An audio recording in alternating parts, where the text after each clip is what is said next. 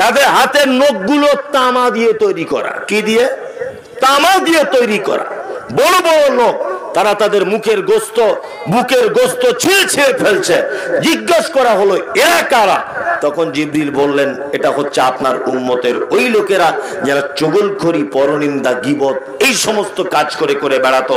কিয়ামত পর্যন্ত এই সাজা তাদের হতেই থাকবে। নিজের চামড়া নিজেই ছাড়াচ্ছে, এত বড় পাপ। ওই জন্য মানুষের ব্যাপারে কখনো কটু মন্তব্য করতে যাবেন না, গীবত পরনিন্দা করবেন না। আল্লাহ তাআলা বলছেন, ইয়া আইয়ুহাল্লাযীনা আমানু, এই তোমরা যারা ঈমানের স্বীকৃতি প্রদান করেছো তোমরা শোনো, ইজতানিবু কাসীরাম মিনাজ-জান ইন্না বা'যাজ-জান্নি ইসমুন, অধিক ধারণা করে কথা বলা থেকে বেঁচে থাকো, নিশ্চয়ই বেশিরভাগ ধারণাটাই মিথ্যা এবং মহাপাপ। ধারণা করে কোনো কথা বলবেন না, কারোর ব্যাপারে কোনো অভিযোগ তুলবেন না, কারোর ব্যাপারে দুর্নাম বদনাম করতে যাবেন না। যা জানেন নিজের কাছে রাখুন। আপনি যদি ওর পাপটা যদি প্রকাশ করে দেন, আল্লাহ কিয়ামতের মাঠে আপনার পাপ প্রকাশ করে দিবেন। আমি পবিত্র আল কোরআনে যে কাহিনী, যে কথা, যে ঘটনা বর্ণনা করেছি, এর থেকে সুন্দর কোনো কথা বা ঘটনা পৃথিবীর কোনো কিতাবে পাওয়া সম্ভব নয়। তার মানে পৃথিবীর সর্বশ্রেষ্ঠ কথা কার কথা? আল্লাহ সুবহানাহু ওয়া তাআলার কথা। পৃথিবীতে অনেক দার্শনিক, অনেক জ্ঞানী, অনেক উচ্চ পদস্থ মানুষেরা অনেক কথা বলেছেন, কিন্তু সেই সমস্ত কথার বাস্তবতাও নেই, সেই সমস্ত কথার মাধুর্য নেই, এবং যে ব্যক্তি বলছে সে নিজে সেই কথা অনুযায়ী কাজ করে না, এরকম কিছু হতে পারে। কিন্তু আল্লাহ সুবহানাহু ওয়া তাআলার পক্ষ থেকে যে কালাম এসেছে তার নাম আল কোরআন। কোরআন হচ্ছে একেবারে বিশুদ্ধ এবং মানুষের জন্য কল্যাণ প্রাপ্ত একটি কিতাব। আমি পবিত্র আল কোরআনের একটা একটা করে বাংলা অনুবাদ করব, এর থেকে ভালো আর কোনো বক্তব্য নেই। বক্তব্য আছে? নেই। হালকা একটু ব্যাখ্যা বিশ্লেষণ করতে হয়, তাছাড়া মানুষ ব্যাপারটা বুঝে আসে না। আমার আলোচনার বিষয় জাহান্নাম এবং জাহান্নামী। মানে জাহান্নাম এটা কি এবং জাহান্নামে যাবে কারা। আপনারা জানেন যে সারা পশ্চিম বাংলায় যত বক্তা আছে, যত বক্তা, প্রায় বক্তারাই জাহান্নাম সম্পর্কে আলোচনা করে না? করে।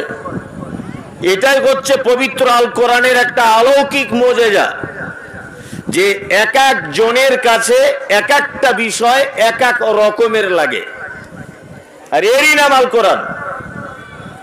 আপনাদের মসজিদের ইমাম সাহেব যখন দেখবেন মাগরিবের নামাজের জন্য দাঁড়ায়, আল্লাহু আকবার, প্রথমে কি শুরু করে? আলহামদুলিল্লাহি রাব্বিল আলামিন শুরু করে না? আপনি কলকাতায় যান মসজিদে, একই। টাকা বেশি আছে, দিল্লি চলে যান, একই। আরো টাকা বেশি আছে, আপনি সৌদি আরবে চলে যান, মক্কায় যান, কাবার ইমাম একই। মদিনায় যান, নববীর ইমাম একই। সব সূরা ফাতিহা দিয়ে শুরু করছে। এটাই করছে কোরআনের একটা মুজিজা বা অলৌকিক একটি বিষয়, যে একাধিকবার শ্রবণ করলেও মানুষের মনে বিরক্তির ছাপ আসে না। যতই শুনবেন এক একজনের কণ্ঠে এক এক রকমের লাগবে, লাগবে না? লাগবে। এইবার আপনাদেরকে আর একটা কথা জেনে রাখা খুব ভালো হবে। পৃথিবীতে সর্বপ্রথম যিনি নবী, নবীটির নাম কি? আমি একটু শুনতে চাইছি। আদম আলাইহিস সালাম। আর পৃথিবীতে শেষ নবী, যে নবীকে দিয়ে ইসলামের পরিপূর্ণতা লাভ করা হয়েছে, নাম কি? মুহাম্মদ সাল্লাল্লাহু আলাইহি ওয়াসাল্লাম। কম বেশি, যদি এ কথা ঠিক নয়, প্রচলিত একটি শব্দ যে 1,24,000 কম বেশি নবী রাসূল এসেছিলেন। আমি এটাকে সঠিক বলছি না, তবে একেবারেই যে মিথ্যা ভুল এটাও নয়, কিছু একটা বটে। যতগুলি নবী পৃথিবীতে এসেছিলেন প্রতিটা নবীর দুটি মাত্র কাজ ছিল। কটি কাজ? দুটি কাজ। কোন নবীকে আল্লাহ সুবহানাহু ওয়া তাআলা তিনটে দায়িত্ব দিয়ে পৃথিবীতে পাঠাননি, দুটি মাত্র দায়িত্ব দিয়ে পৃথিবীতে পাঠিয়েছিলেন। এক, প্রতিটা নবী ছিলেন মুনজির, অর্থাৎ মানুষকে জাহান্নাম থেকে ভয় দেখাতেন। দুই, প্রতিটা নবী ছিলেন মুবাশশির, অর্থাৎ মানুষকে জান্নাতের সুসংবাদ দিতেন, জান্নাতের সুসংবাদ দিতেন আর জাহান্নাম থেকে ভয় দেখাতেন। এবার আপনাকে একটা কথা বলি, প্রতিটা নবীকে দিয়ে তার উম্মতকে পরিচালনা করা হয়েছে, হয়েছে না? হয়েছে। প্রতিটা নবীর জায়গাটা বাদ দিয়ে দেন, আপনার বাড়ির ফ্যামিলি কতজন? 5 জন। আপনি আপনার বাড়ির ফ্যামিলিটা পরিচালনা করবেন, এটা আপনার দায়িত্ব দেওয়া হয়েছে। নবীদেরকে আল্লাহ সুবহানাহু ওয়া তাআলা বলেছেন মানুষকে জাহান্নামের ভয় দেখাও, কারণ আপনার অনেক উম্মত, আপনার পরিবার অনেক বেশি, 4-5 জন 7 জন ছেলে মেয়ে নিয়ে বসবাস করে একটা ফ্যামিলিতে। তার বাড়ির যিনি অভিভাবক, তার ব্যাপারে আল্লাহ সুবহানাহু ওয়া তাআলা বলছেন ইয়া আইয়ুহাল্লাযীনা আমানু কু আনফুসাকুম ওয়া আহলিকুম নারা, তোমরা যারা ঈমানের স্বীকৃতি প্রদানকারী তোমরা শোনো, তোমরা নিজে জাহান্নাম থেকে বাঁচো, তোমার আহল পরিবারকে জাহান্নাম থেকে বাঁচাও। তার মানে পৃথিবীতে প্রতিটা মানুষের কাজ তার পরিবারকে, তার আত্মীয় স্বজনকে, তার নিকটস্থ মানুষদেরকে জাহান্নামের আগুন থেকে বাঁচাতে হবে। এবার আপনাকে আর একটা কথা বলি, শুধু আল্লাহ সুবহানাহু ওয়া তাআলা আগুন থেকে বাঁচাবার জন্য এত পদক্ষেপ ব্যবহার করেছেন এটা নয়, আগুন এমন একটি সাবজেক্ট, এমন একটি বিষয় যে এই জায়গা থেকে বাঁচাবার জন্য সব থেকে বেশি সরকারি পক্ষ থেকে অর্থ ব্যয় করা হয়। তার একটা প্রমাণ আপনাকে বলি, আপনি প্লেনে যাবেন, আপনি প্লেনে যাচ্ছেন, প্লেন চেপেছেন তো, অনেক মানুষ চেপেছেন, বিভিন্ন জায়গায় গেছেন, প্লেনে উঠবেন, প্লেনটা ছাড়ার আগে তার সেবিকা আপনাকে বলে দেবে বাই চান্স যদি প্লেন কোনো দুর্ঘটনার কবলে পড়ে তাহলে আপনি তলাতে বা সাইডে লাইফ জ্যাকেট রাখা আছে, এই জ্যাকেট দিয়ে আপনি এইরকম ভাবে খাটিয়ে ঝাঁপ মারবেন। ওখানে আগুন এঁকে দিয়ে, সিগারেট এঁকে দিয়ে ওখানে এরকম লাল ক্রস চিহ্ন দেওয়া আছে, একেবারেই চলবে না, আগুনের ভিতরে নিষিদ্ধ। আপনি ট্রেনে যাবেন, আগুন নিয়ে আগেকার দিনে ওই স্টোভ জাতীয় কিছু নিয়ে জনতা নিয়ে চাওয়ালারা চা ফেরি করত, এখন একটা ফেরিওয়ালাকে আপনি চা বিক্রি করতে দেখবেন ফ্ল্যাক্সে করে বিক্রি করছে, স্টোভ নিয়ে আর উঠতে দেবে না। নাম্বার 3, আপনি কলকাতার বড় বড় বিল্ডিং এর দিকে দেখবেন, আপনার জঙ্গিপুরে বড় বড় বিল্ডিং এর দিকে দেখবেন, বড় বড় বিল্ডিং গুলোতে আগুন যদি লেগে যায় কখনো, তার বিকল্প ব্যবস্থা পাইপলাইন করা আছে সেই নার্সিং হোমটা দ্রুত গতিতে আগুন থেকে বাঁচানোর জন্য। থাকে কি থাকে না? থাকে। মানে প্রতিটি পদক্ষেপ সরকারি ভাবে পর্যন্ত মানুষকে আগুন থেকে বাঁচাবার পদ্ধতি অবলম্বন করা হয়েছে। কিন্তু আপনি অমরপুর, রাজগ্রাম, মোড়গ্রাম, পাকুড়, জঙ্গিপুর এমন একটা জায়গার একটা বিল্ডিং আপনি দেখাতে পারবেন না যে বিল্ডিং এ লাইফ জ্যাকেট রাখা আছে, যে কখনো তো বন্যাও হতে পারে। বন্যা হলে বিল্ডিং এর লোকগুলো যাবে কোথায়? তখন লাইফ জ্যাকেট পরে পানিতে ঘুরবে, একটা জায়গাতে রাখা নেই। কারণ পানিতে একটা মানুষকে ফেলে দিলে 2, 4, 5 ঘন্টা বেঁচে থাকা সম্ভব, সাঁতার জানুক আর না জানুক সম্ভব নয়। হিচড়ে কুচড়ে এদিক ওদিক করে ও বাঁচতে পারবে, বাঁচার একটা লাইন আছে। কিন্তু আপনাকে যদি আমি 10 সেকেন্ডের জন্য দাউ দাউ দাউ দাউ করে জ্বলা আগুন, তাতে যদি আপনাকে নিক্ষেপ করে দিই, বাঁচার রাস্তা আছে? আছে? নেই। আল্লাহ সুবহানাহু ওয়া তাআলা এই জন্য প্রত্যেক নবীকে পর্যন্ত পড়া পদক্ষেপের সাথে বলেছেন যে আপনার দায়িত্ব হচ্ছে মানুষকে আগুন থেকে বাঁচাবার। এইবার একটা কথা আপনাকে বলি, আমি মুমতাজুল ইসলাম কিয়ামতের মাঠে দাঁড়িয়ে আছি, আমাকে ফেরেশতারা ধরে জাহান্নামের দিকে টেনে নিয়ে চলে যাচ্ছে। বলুন তো দেখি, পৃথিবীর কারো ক্ষমতা এরকম আছে যে কিয়ামতের মাঠে ফেরেশতাদের হাত থেকে আমাকে বাঁচাবে? আছে? এলাকার মেম্বার, পারবে? কোন হুজুর পারবে? পারবে না। কিন্তু বর্তমানে কিছু নতুন হুজুরের আমদানি হয়েছে, তারা বলছে যে আমরা পারো। ওই জন্য হুজুর জলসা করতেছে দেখেছি 22 হাত পাগড়ি নিয়ে এরকম করে ছুঁড়ে দিচ্ছে, দিয়ে বলছে সবাই পাগড়িতে পাগড়িতে ধরুন, যারা পাগড়িতে চান্স পাবেন না, যারা পাগড়ি ধরেছে আপনি তার জামা ধরুন। পরস্পর চেন সিস্টেম। বলছে এতে হবে কি? বলছে আমার দাদুর নৌকা ভাড়া করা আছে কিয়ামতের মাঠে, আমার দাদুর নৌকায় করে তোমাদের জান্নাতে নিয়ে যাওয়া হবে। মানে ও এমন করে বলছে যে জান্নাত তোর বাপের মনে হয় সম্পত্তি। এরা কি কোরআনের আয়াত চোখে পড়ে না? বলুন তো, পৃথিবীর সব থেকে আল্লাহর পরে আপনাকে ভালোবাসে কে? আল্লাহর পরে আপনাকে মানুষ হিসেবে ভালোবাসে কে? কে বলছে? কে বলুন, কে? চাকা জাম। সবাই জানে কিন্তু ভয় বলতে পারছে না, যে কি গোলমাল হয়ে যাবে, মনির সাহেব উল্টোপাল্টা বলবে না। আমি কারোর সঙ্গে খারাপ ব্যবহার করার চেষ্টা করি না। আপনি বললেও আলহামদুলিল্লাহ, আর না বললে আপনি জেনে যাবেন। আমি এটা মনে করছি পৃথিবীতে সব থেকে বেশি মানুষ হিসেবে আপনাকে ভালোবাসে সেটা হচ্ছে আপনার মা। মায়ের থেকে বেশি ভালো কেউ বাসে না। তারপর আব্বা, তারপর কে? হ্যাঁ, একজন বলছে বউ, মানে ও বউ ছাড়া কিছু বুঝে না, ও বউ ছাড়া কিছু বুঝে না, বলছে বউ। কে বলেছে তোমাকে বউ? আল্লাহ পৃথিবীতে ভালোবাসার একটা সিরিয়াল তৈরি করেছেন। সূরা তাওবা আল্লাহ তাআলা বলছেন, কুল, নবী আপনি বলুন, আবাউকুম, তাদের আব্বা এবং মা, ওয়া আবনাউকুম, ভালোবাসার জিনিস তার বেটা, ওয়া ইখওয়ানুকুম, ভালোবাসার জিনিস তার ভাই, ওয়া আজওয়াজুকুম, 4 নম্বরে তোমার স্ত্রী। তাহলে স্ত্রী আগে না ভাই আগে? আল্লাহ বলছে তোমার ভাই আগে, ভালোবাসার জিনিস। আর আমরা বইয়ের কথা শুনে ভাইয়ের সাথে মারামারি, মানে পুরোটাই উল্টো। উল্টো না?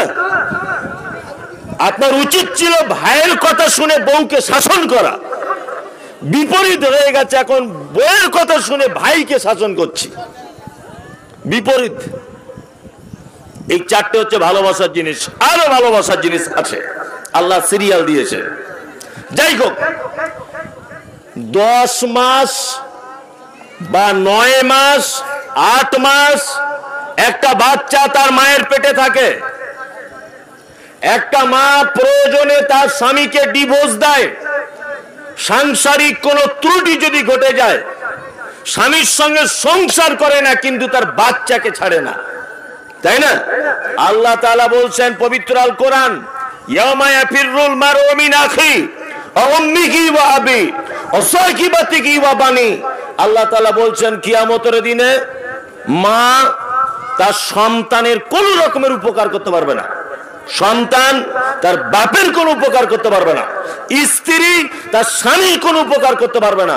আমাকে যদি জাহান্নামে টেনে যদি ভরে দেওয়া হয়, তা আমার মা যদি সেখানে দাঁড়িয়ে থাকে কিয়ামতের মাঠে, আমার মায়ের অনুপরিমাণ কোনো ক্ষমতা নেই কিয়ামতের মাঠে আমাকে বাঁচাবার, কোনো ক্ষমতা নেই। নিজের মা বাঁচাতে পারে না, আর ওর বাড়ি এখানে শোবার ঘাটে, ও বলছে আমাকে বাঁচাবে অমুক জায়গার পীর সাহেব। এটা হয় কি করে? পেটে ধরা মা বাঁচাতে পারবে না, কিয়ামতের দিন তোমার হুজুর বাঁচাতে পারবে? কেউ বাঁচাতে পারবে না। কিয়ামতের দিনে একচ্ছত্র মালিকানার দায়িত্ব থাকবে কে? কে? আল্লাহ, আল্লাহ, আল্লাহ। তাহলে জাহান্নাম থেকে বাঁচাবার কারো কোন রকমের অনুমতি নেই, কিন্তু আল্লাহ তাআলা মুমিনদের দায়িত্ব দিচ্ছেন, কু আনফুসাকুম ওয়া আহলিকুম নারা, নিজে বাঁচো, পরিবারকে বাঁচাও।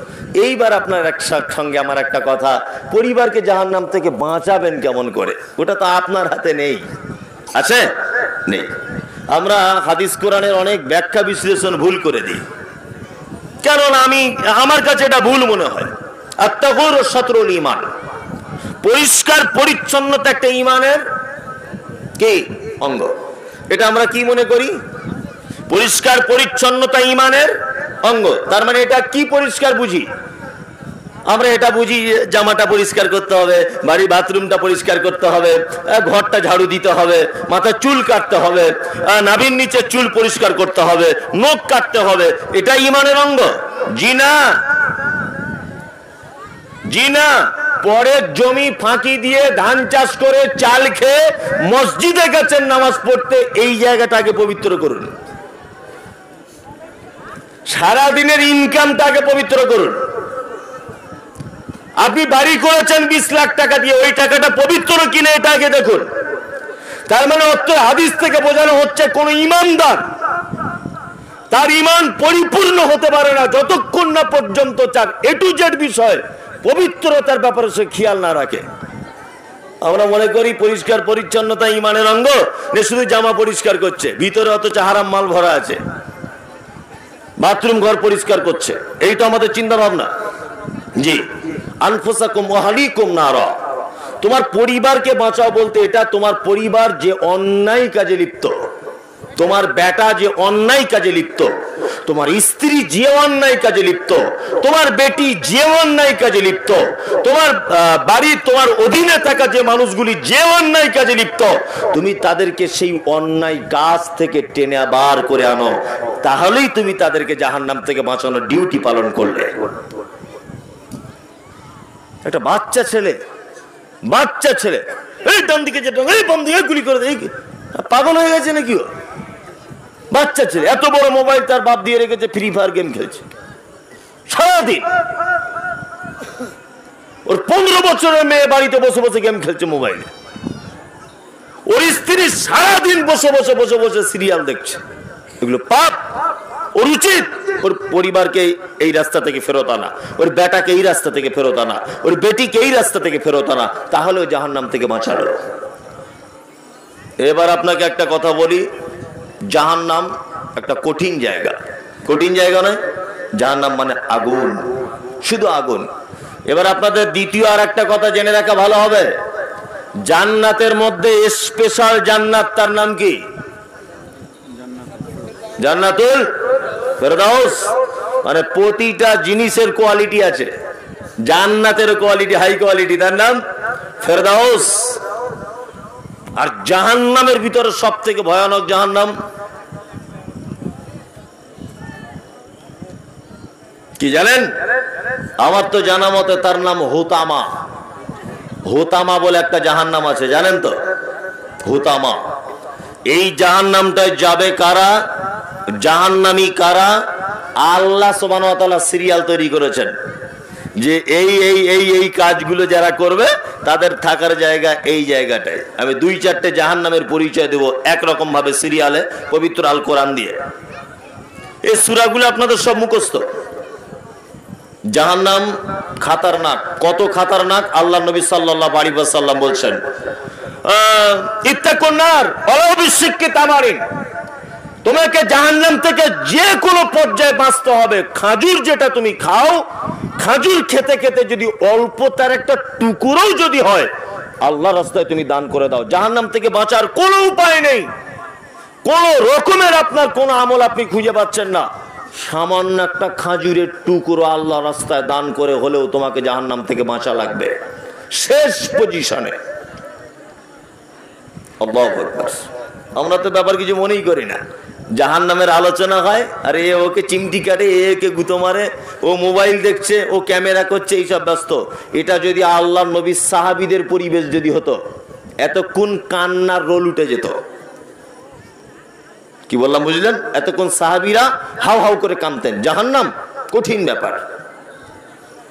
কারা কারা যাবে আল্লাহ তাআলা বলছেন, ওয়াইলুল লিকুল্লি হুমাযাতিল লুমাযা, দুর্ভোগ তাদের জন্য যারা মানুষের সামনে এবং পিছনে বদনাম করে বেড়ায়। দুর্ভোগ তাদের জন্য, জাহান্নাম তাদের জন্য যারা মানুষের সামনে এবং পিছনে গীবত পরনিন্দা করে করে বেড়ায়। আছে এরকম চরিত্রের মানুষ? সব তো দেখে মনে হচ্ছে ফেরেশতা আসমান থেকে নেমেছে, তাই না? হ্যাঁ, গীবত পরনিন্দা করে না তো? আল্লাহু আকবার। ফজরের নামাজ পড়েছে মসজিদে, নামাজ পড়ে পরে ইমাম সাহেবকে বলছে, সত্যি আপনার কণ্ঠস্বর এত সুন্দর, আমার শুনলে মন একেবারে গলে যায়। বলছে আপনার মতো লোক হয় না, 30 বছর আমি এই মসজিদে নামাজ পড়ছি, আপনার মতো ইমাম পাইনি। খুব প্রশংসায় পঞ্চমুখ। লোকটা বাড়ি চলে গেল। জোহরের সময় এসেছে মসজিদে, দেখছি ইমাম সাহেব নাই। ইমাম সাহেব চলে গেল কেন? ইমাম সাহেব চলে গেল, ওর ছেলের, বড় ছেলের পাতলা পায়খানা, ডায়রিয়া হয়ে গেছে। ও কাউকে বলার সুযোগ পায়নি, হঠাৎ করে সাইকেল নিয়ে বাড়ি চলে গেছে, কাউকে বলার সুযোগটুকুও পায়নি। যে লোকটা ফজরের সময় প্রশংসা করলো, ওই লোকটা জোহরের সময় এসে কমিটিকে বলছে, সব ভালো, শালা কামাই করে বেশি, একটু চেঞ্জ করলে হতো না? হচ্ছে পাক্কা মুনাফিক। কি বললাম বুঝলেন? হ্যাঁ, একই মুখে দ্বিতীয় কথা বলে, একই মুখে কটা কথা বলে? দুটো কথা বলে। এ পরনিন্দা, গীবত দুটোই করছে। এ লোকের জন্য খুব খারাপই। চায়ের দোকানে বসে আছেন, একটা লোক বুলেট গাড়ি চেপে যাচ্ছে, তা আর একজন বলছে, আরে হঠাৎ বুলেট গাড়ি কিনলো? তো ও তখন পাশের লোকটা বলছে, বুলেট গাড়ি কিনবে না, কলকাতার সোনায় কাজে গিয়েছিল, মুম্বাইয়ের সোনার কাজ করে, টাকা ঝেড়ে নিয়ে চলে এসছে। ও ঝেড়ে নিয়ে এসছে, তোমার বাপ দেখতে গিয়েছিল? তুমি আন্দাজ করে বললে কেন? ও দুতলা বাড়ি করেছে, তোমার কি? ও ভালো বাড়ি করেছে, তোমার কি এতে? ও রাস্তার ধারে মেন জায়গাতে জমি কিনেছে, এটা তোমার অসুবিধা কোথায়? ওর ছেলেটা চাকরি পেয়েছে, ও তখন কমেন্ট করছে, এমনি চাকরি পেয়েছে, আর কেউ পায় না, অমুক লোকের সাথে ওর খাতির, টাকা ঝেড়ে দিয়েছে, চাকরি হয়েছে। তুমি জানো ও লোকের সাথে ওর খাতির? এসব কথা বলতে হয় কেন? আশ্চর্য ব্যাপার। ঘরে সুন্নত পড়া ভালো না মসজিদে সুন্নত পড়া ভালো? ঘরে সবই তো জানেন, কোনদিন ঘরে পড়েন না মসজিদেই পড়েন? মসজিদেই পড়েন। তা হযরত মুহাম্মদ সাল্লাল্লাহু আলাইহি ওয়াসাল্লাম জ্ঞানী মানুষ ছিলেন না বোকা লোক ছিলেন? জ্ঞানী মানুষ ছিলেন। তিনি বলেছেন, আসসালামু আলাইকুম ওয়া রাহমাতুল্লাহ, আসসালামু আলাইকুম ওয়া রাহমাতুল্লাহ। যত রকমের জিকির আছে করে নেন, চট জলদি বাড়ি চলে আসেন, বাকি সুন্নত বাড়িতে পড়ুন। কারণ কি? কারণ আছে, মানে আল্লাহ নবী সাল্লাল্লাহু আলাইহি ওয়াসাল্লাম তিনিও পরিবেশ বুঝতেন, যে মানুষকে বসার সুযোগ দিলে গীবত পরনিন্দাতে লিপ্ত হবে। ওই জন্য বয়স্ক মানুষেরা দেখবেন, চাচার বয়সে মানুষ, বাপের বয়সে মানুষ, নানার বয়সে মানুষ, নামাজ শেষ হয়ে গেল, গোল করে বসে বলছে, কি ব্যাপার বলতো, অমুকের বউ ঘন ঘন ওমরপুরের দিকে যাচ্ছে, কেস কি? আর একজন চাচা তখন বলছে, দেখ মনে হয় ফটিকের সাথে লাইন আছে। মসজিদের ভিতরে বসে বলছে। এটা তোমার বুড়ো বয়সে যুক্তি দিল কে? মসজিদের পাখা চালিয়ে তুমি পরের পরনিন্দা করছো, তোমার পাছার চামড়া তুলে দিতে হবে। হিসাব জ্ঞান আছে তোমার? আল্লাহ সুবহানাহু ওয়া তাআলা বলেছেন, আইলুল লিকুল্লি হুমাযাতিল লুমাযা, যারা মানুষের সামনে এবং পিছনে বদনাম দুর্নাম করে, এদের থাকার জায়গা জাহান্নাম। কত বড় কথা এটা! আপনারা জানেন, আল গীবাতু আশাদ্দু মিনাজ জিনা, একটা হাদিস আছে, এটা আদৌ হাদিস নয়, আরবি প্রবাদ বাক্য, এটা হাদিস নয়, যে গীবত এত ভয়ঙ্কর পাপ, ব্যভিচারের থেকেও বেশি বড় পাপ। এটা যদিও হাদিস ঠিক নয়, তারপরে এটা আমি বললাম, বাস্তবতায় কিন্তু অরিজিনাল। গীবত কিন্তু ব্যভিচারের থেকেও বড় পাপ। কারণ আমি আমার মামাতো বোনের সাথে ব্যভিচার করেছি, ধরে নেন। কখন করেছি? না, প্রথম রমজান মাসেই করে দিয়েছি ব্যভিচার আমার মামাতো বোনের সাথে। ও আল্লাহর প্রতি কোনো ভ্রুক্ষেপ ছিল না, আমারও ছিল না, কিন্তু দ্বিতীয় জুম্মাতে খুতবা শুনেছি রমজান মাসে। খুতবা শুনে আমার আল্লাহর ভয় চলে এলো মনের ভিতরে। মনে মনে ভাবছি ব্যভিচার তাহলে খুব বড় পাপ। দোয়া করতে লাগলাম, আল্লাহ আমাকে ক্ষমা করে দাও, মাফ করে দাও।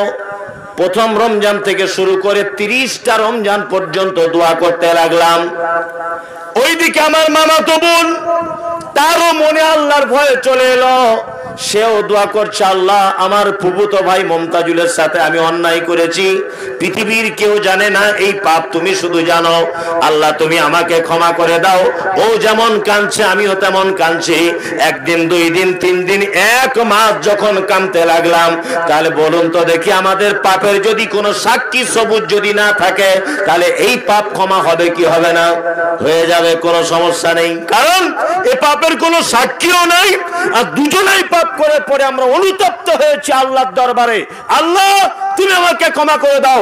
পৃথিবীতে আমার থেকে অনেক দামি পাপী, আমার থেকে অনেক খারাপ পাপী, আমার থেকে অনেক বড় পাপী, তারা ক্ষমা পেয়ে গেছে ইসলামের ইতিহাসে। আমি আর আমার মামাতো বোন কেন ক্ষমা পাবো না? এক পর্যায়ে ক্ষমা পেয়েই যাব ইনশাআল্লাহ। চায়ের দোকানে বসে আপনি আমার বদনাম করেছিলেন যে মমতাজুল আমাদের গ্রামে এসে মসজিদের ঘড়ি চুরি করেছে, এমনি বদনামটা করেছিলেন, মানে আদৌ কিছু নয়। চায়ের দোকানে বলেছিলেন, চায়ের দোকানে 20 জন লোক ছিল, এই 20 জন শুনেছে।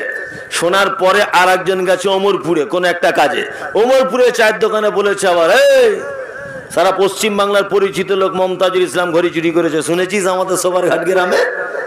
না শুনি নিতে বলছে, শুনেলে কালকের ঘটনা। ওইখানে ছিল আবার 20 জন, তার ভিতর আর একজন গেছে বহরমপুরে, সেখানে চায়ের দোকানে গিয়ে বলছে মমতাজুল সাহেব ঘড়ি চুরি করে নিয়েছে। কি বললাম বুঝলেন না? তার মানে এই পাপ এমন একটা পাপ, গীবত বা পরনিন্দা, যে পাপ বংশ বিস্তার করে, যে পাপের সুদের টাকার মতো গোনা বাড়তেই থাকে, এর নাম হচ্ছে গীবত। এইবার আমি এসেছি আপনাদের গ্রামে, আপনি বুঝতে পেরেছেন না আমি তো ভুল বলে দিয়েছি, মমতাজুল তো ঘড়ি চুরি করেনি। আপনি আমার কাছে স্টেজে এসে বলছেন, সাহেব আপনাকে নামে একটা বদনাম করেছি, আপনি দয়া করে আমাকে একটু ক্ষমা করে দেন। আমি বললাম ঠিক আছে, ক্ষমা করে দিলাম। আপনি যে বদনাম করেছেন আল্লাহ আপনাকে ক্ষমা করে দিক। বলুন তো, আপনি আমার নামে চায়ের দোকানে বদনাম করেছেন, আমি সেই খোদ লোক আপনাকে ক্ষমা করে দিলাম, তারপরেও কি ক্ষমা হলো? হলো না। কারণ আপনাকে হয়তো আমি ক্ষমা করলাম, কিন্তু ওই যে 20 জন চায়ের দোকানে ছিল, তারা যে 20 জন চায়ের দোকানে, তারা যে 20 জন আবার চায়ের দোকানে, এই সিস্টেম বন্ধ করবে কে? পৃথিবীতে একটা পাপ আছে, যে পাপ তওবা করে, যে পাপ ক্ষমা চেয়ে ক্ষমা পাওয়া যায় না। তাহলে মমতাজুল সাহেব তার ইসলামকে ব্যাপারে কিছু বলে না? বলে। মুহাম্মদ সাল্লাল্লাহু আলাইহি ওয়াসাল্লাম তিনি বলেছেন, তুমি যে মজলিসে তোমার ভাইয়ের তুমি বদনাম করেছো, ওই মজলিসে তুমি তোমার ভাইয়ের বেশি করে প্রশংসা করো। কি বললাম বুঝলেন? কখনো যদি অন্যায় করে কারো বদনাম যদি করেন, কারো বদনাম যদি অন্যায় করে করেই যদি ফেলেন, যেখানে করেছিলেন চায়ের দোকানে বা কোনো জায়গায় বসে, ওই জায়গাটা আপনি আবার বারবার গিয়ে বসে তার প্রশংসা করুন, যে না রে ওর খুব লোক ভালো, ও খুব নামাজি, ও খুব পরেশগার। ও না হলেও আপনি বলুন, প্রশংসা করুন ওর। ওর প্রশংসা যদি করেন তাহলে এক পর্যায়ে আপনার এই গীবতের পাপটা মুছে যেতে পারে। তাহলে ইনশাল্লাহ আমরা গীবত পরনিন্দা থেকে নিজেকে সরিয়ে রাখবো ইনশাল্লাহ। ইনশাল্লাহ এই কাজ করব না। এই কাজ আবার আমার মেয়েরা বেশি করে না, এই পাপগুলো দেখবেন মেয়েরা বেশি করে। ওই জন্য আমি অনেকবার বলেছি প্রোগ্রামে, যারা আমার প্রোগ্রাম সোশ্যাল মিডিয়ার মাধ্যমে শোনেন, অনেকবার বলেছি যে আপনি বাড়ি তৈরি করেছেন আলহামদুলিল্লাহ, খুব সুন্দর পরিশ্রম করে বাড়ি ঘর তৈরি করেছেন, আপনার বাড়িতে সবাই প্রবেশ করবে, অসুবিধা নেই। আপনার বাড়িতে পাড়ার কোনো মেয়েকে প্রবেশ করতে দেবেন না, পাড়ার কোনো মেয়েকে আপনার বাড়িতে প্রবেশ করতে দেবেন না। প্রবেশ করতে দিলেই এই গীবত পরনিন্দা নামক পাপে আপনার স্ত্রী লিপ্ত হবে। কি বলছি বুঝতে পারছেন? আর মেয়ে আপনার বাড়িতে, পাড়ার কোনো মেয়ে যদি ঢোকে, ওর আর কোনো গল্প নেই, আমার ননদ এই করে, আমার শাশুড়ি এই করে, সারা জীবন জ্বলছি, আমার বাপের কাজ ছিল না, এমন দেখে দিয়েছে, জ্বলে জ্বলে মরছি, হাবি যাবি কথা, তাই না? শুধু পরনিন্দার গীবত। এর সাজা কতটা? আমাদের নবী মুহাম্মদ সাল্লাল্লাহু আলাইহি ওয়াসাল্লাম তিনি বলেন, মিরাজের রাত্রিতে আমি জিবরিল আমিনের সঙ্গে চলছি, চলতে চলতে হঠাৎ করে দেখলাম একটি লোককে রক্তের ফুটন্ত নদীতে তাকে নিক্ষেপ করে দেওয়া হয়েছে। লোকটা রক্তের ফুটন্ত নদী থেকে নদীর পাড়ে আসার চেষ্টা করছে। আমি অসংখ্য ফেরেশতাদেরকে দেখলাম, তাদের হাতে রয়েছে বড় বড় পাথর, তারা পাথর দিয়ে লোকটার মাথাতে আঘাত করছে, লোকটার মাথা ভেঙে চৌচির হয়ে যাচ্ছে, সাথে সাথে আবার জয়েন্ট হয়ে যাচ্ছে। আর আমি জিজ্ঞাসা করে বললাম এরা কারা? তখন জিবরিল আমিন বললেন, এরা হচ্ছে ওই লোক যারা আপনার উম্মতের ভিতরে সুদের টাকা খেত তারা। আর একটু আগে গিয়ে দেখলাম এক দল লোক, তারা দাঁড়িয়ে আছে, তাদের হাতের নখগুলো তামা দিয়ে তৈরি করা। কি দিয়ে? তামা দিয়ে তৈরি করা, বড় বড় নখ। তারা তাদের মুখের গোস্ত, বুকের গোস্ত ছিঁড়ে ছিঁড়ে ফেলছে। জিজ্ঞাসা করা হলো এরা কারা? তখন জিবরিল বললেন, এটা হচ্ছে আপনার উম্মতের ওই লোকেরা যারা চগলখড়ি, পরনিন্দা, গীবত এই সমস্ত কাজ করে করে বেড়াতো। কিয়ামত পর্যন্ত এই সাজা তাদের হতেই থাকবে। নিজের চামড়া নিজে ছাড়াচ্ছে, এত বড় পাপ। ওই জন্য মানুষের ব্যাপারে কখনো কটু মন্তব্য করতে যাবেন না, গীবত পরনিন্দা করবেন না। আল্লাহ তাআলা বলছেন, ইয়া আইয়ুহাল্লাযীনা আমানু, এই তোমরা যারা ঈমানের স্বীকৃতি প্রদান করেছো তোমরা শোনো, ইজতানিবু কাসীরাম মিনাজ-জান ইন্না বা'যাজ-জান্নি ইসমুন, অধিক ধারণা করে কথা বলা থেকে বেঁচে থাকো, নিশ্চয়ই বেশিরভাগ ধারণাটাই মিথ্যা এবং মহাপাপ। ধারণা করে কোনো কথা বলবেন না, কারোর ব্যাপারে কোনো অভিযোগ তুলবেন না, কারোর ব্যাপারে দুর্নাম বদনাম করতে যাবেন না। যা জানেন নিজের কাছে রাখুন। আপনি যদি ওর পাপটা যদি প্রকাশ করে দেন, আল্লাহ কিয়ামতের মাঠে আপনার পাপ প্রকাশ করে দিবেন। কি বললাম বুঝলেন? ও হয়তো পাপ করেছে, ধরা পড়েছে, আপনি হয়তো ধরা পড়েননি, এটাই ডিফারেন্স, তাই না?